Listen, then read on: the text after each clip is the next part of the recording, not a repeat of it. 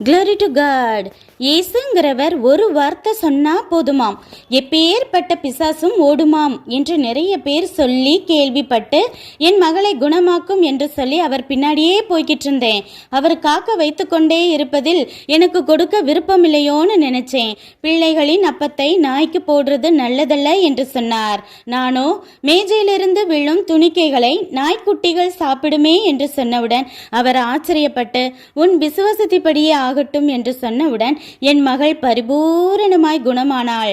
எல்லா மகிமையும் தேவனுக்கே என்று கானானிய ஸ்திரீ நினைத்து கொண்டாள்.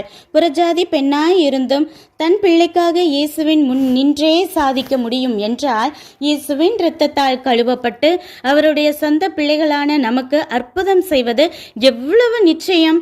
வியாதிகள், பாவசாப கட்டுகள், பிசாசின் போராட்டங்களிலிருந்து விடுதலை பெற்று வாழ்வதே தேவ சித்தம்.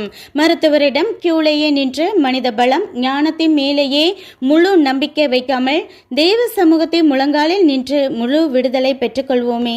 நன்றி.